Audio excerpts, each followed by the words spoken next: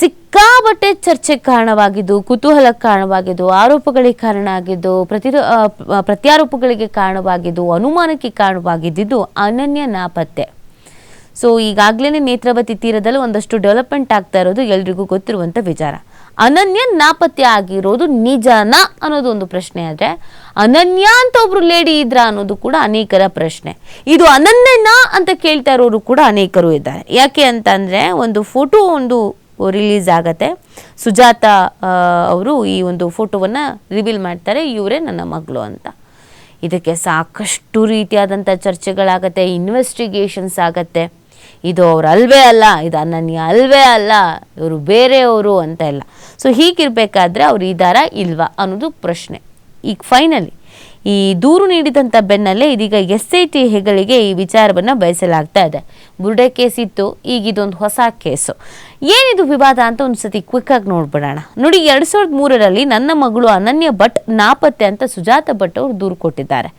ಆದರೆ ಸುಜಾತ ದಿನಕ್ಕೆ ಒಂದು ಹೇಳಿಕೆ ನೀಡ್ತಿರುವ ಕಾರಣ ಕೇಸಿನಲ್ಲಿ ಗೊಂದಲ ಇದೆ. ಸುಜಾತ ಅವರು ದಿನಕ್ಕೊಂದು ಸ್ಟೇಟ್ಮೆಂಟ್ ಕೊಡ್ತಾ ಇದ್ದಾರೆ. ಅದೇ ಇಷ್ಟೆಲ್ಲ ಗೊಂದಲಕ್ಕೆ ಕಾರಣ ಆಗ್ತಾ ಇರೋದು. ಅನನ್ಯ ಭಟ್ ನಾಪತ್ತೆಯೋ ಕಾಲ್ಪನಿಕವೋ ಅಂತ SIT ಪೊಲೀಸರಿಗೆ ಗುಮಾನಿ. ಹೀಗಾಗಿ ಈ ಪ್ರಕರಣವನ್ನು ತನಿಖೆ ನಡೆಸೋದಕ್ಕೆ ವಿಶೇಷ ತನಿಖಾ ತಂಡ ನಿರ್ಣಯ, ಇತರ ಕೇಸಿನ ಜೊತೆಗೆ ಇದನ್ನೂ ಕೂಡ ತನಿಖೆ ಮಾಡಬೇಕು ಅನ್ನುವಂಥ ಸೂಚನೆಯನ್ನು ನೀಡಲಾಗಿದೆ. ಸೊ ಅನನ್ಯ ಭಟ್ ಅಂತ ಒಬ್ರು ಇದ್ರಾ ಅಥವಾ ಇಲ್ವಾ? ಇದು ಕೇವಲ ಕಾಲ್ಪನಿಕನ, ಹುಟ್ಟಾಕ್ತಾ ಇರೋದಾ, ಷಡ್ಯಂತ್ರನ, ಬೇಕು ಅಂತಾನೆ ಮಾಡ್ತಾ ಇರೋದಾ? ಇದು ಇವಾಗ ಹೊರಗೆ ಬರಬೇಕಾಗತ್ತೆ. ಇದಕ್ಕೆ ಕಾರಣನೂ ಇದೆ. ಏನಂದರೆ ಸುಜಾತ ಭಟ್ ಅವರು ಸಡನ್ನಾಗಿ ಬರ್ತಾರೆ, ಒಂದು ಸ್ಟೇಟ್ಮೆಂಟ್ ಕೊಡ್ತಾರೆ. ಅದಾದಮೇಲೆ ಮರುದಿನ ಇನ್ನೊಬ್ರ ಹತ್ರ ಮತ್ತೊಂದು ಸ್ಟೇಟ್ಮೆಂಟ್ ಕೊಡ್ತಾರೆ. ಅದಾದಮೇಲೆ ಮತ್ತೊಬ್ಬರ ಹತ್ರ ಇನ್ನೊಂದು ಸ್ಟೇಟ್ಮೆಂಟ್ ಕೊಡ್ತಾರೆ. ಅವರ ಸ್ಟೇಟ್ಮೆಂಟಲ್ಲಿ ಒಂದು ಕ್ಲಾರಿಟಿ ಅನ್ನೋದು ಇಲ್ಲ. ಆಮೇಲೆ ಒಂದು ಪಕ್ವತೆ ಅಂತ ನಾವೇನು ಹೇಳ್ತೀವಿ, ಒಂದು ಸ್ಟೇಟ್ಮೆಂಟ್ ಕೊಟ್ಟರೆ ಅದಕ್ಕೆ ನಾವು ಸ್ಟಿಕ್ ಆಗಿರ್ತೀವಿ ಅಲ್ಲ. ಕೊಲೆ ಆಗಿದೆ ಅಂದರೆ ಕೊಲೆ ಆಗಿದೆ, ಕೊಲೆ ಆಗಿತ್ತು ಅಂತ ಅನಿಸುತ್ತೆ, ಕೊಲೆ ಆಗಿರ್ಬೋದು ಅಂತ ಅನಿಸುತ್ತೆ, ಕೊಲೆ ಆಗಿದೆಯೇನೋ ಅಂತ ಅನಿಸುತ್ತೆ, ಕೊಲೆ ಆಗಿದೆ ಅಂತ ನಾನು ಹೇಳಿಲ್ಲ ಅಂತ ಅನಿಸುತ್ತೆ. ಇದು ಯಾವುದನ್ನು ಮಾಡೋ ಹಾಗಿಲ್ಲ. ನಾನು ಎಕ್ಸಾಂಪಲ್ ಹೇಳ್ತಾ ಇದ್ದೀನಿ. ಸೊ ಇವ್ರ ವಿಚಾರದಲ್ಲಿ ಅದನ್ನೇ ಆಗ್ತಾ ಇರೋದು. ಒಮ್ಮೆ ಹಾಗಂತಾರೆ, ಒಮ್ಮೆ ಹೀಗಂತಾರೆ, ಒಮ್ಮೆ ಇಲ್ಲ ಅಂತಾರೆ. ಕೆಲವರು ಇವರಿಗೆ ವಯಸ್ಸಾಗಿದೆ, ಸ್ವಲ್ಪ ಗೊತ್ತಾಗ್ತಾ ಇಲ್ಲ ಅಂತ ಅನಿಸುತ್ತೆ, ಅರಳು ಮರಳು ಅಂತ ಅನಿಸುತ್ತೆ ಅಂತ ಹೇಳ್ತಾ ಇದ್ದಾರೆ. ಕೆಲವರು ಇವರಿಗೆ ಮಾನಸಿಕವಾಗಿ ಪ್ರಬುದ್ಧತೆ ಅನ್ನೋದೇ ಇಲ್ಲ, ಮಾನಸಿಕವಾಗಿ ಸ್ಥಿಮಿತತೆ ಅನ್ನೋದೇ ಇಲ್ಲ ಅಂತ ಹೇಳ್ತಾ ಇದ್ದಾರೆ. ಇನ್ನು ಕೆಲವರು ಇವ್ರನ್ನ ಯಾರೋ ಕಳಿಸ್ಬಿಟ್ಟಿದ್ದಾರೆ, ಇದೊಂದು ದೊಡ್ಡ ಷಡ್ಯಂತ್ರ ಅಂತ ಹೇಳ್ತಾ ಇದ್ದಾರೆ. ಇನ್ನು ಕೆಲವರು ಇವರಿಗೆ ಮರುವಿನ ಕಾಯಿಲೆ ಅಂತ ಹೇಳ್ತಾ ಇದ್ದಾರೆ. ಸೊ ಈ ಥರದೊಂದಷ್ಟು ಗೊಂದಲಗಳಿದೆ. ಹಾಗಾಗಿ SITಗೆ ಮಾಡಿ ನೀವು ತನಿಖೆನ ಅಂತ ಹೇಳಿದ್ದಾರೆ. SITಗೆ ಈಗ ಹೊಸ ತಲೆನೋವು. ಈ ಬುರುಡೆ ಕೇಸಲ್ಲೇ ಇದೀಗ ತಲೆ ಕೆಟ್ಟೋಗ್ಬಿಟ್ಟಿದೆ. ಅಲ್ಲಿ ಬುರುಡೆ, ಇಲ್ಲಿ ಬುರುಡೆ, ಇಲ್ಲೂ ಬುರುಡೆ ಇಲ್ಲ, ಆತ ಬುರುಡೆ ಬಿಡ್ತಾ ಇದ್ದಾನೋ ನಿಜವೋ ಗೊತ್ತಿಲ್ಲ. FSL ವರದಿ ಬರೋ ತನಕ ಏನೂ ಮಾಡೋದಕ್ಕೆ ಆಗಲ್ಲ.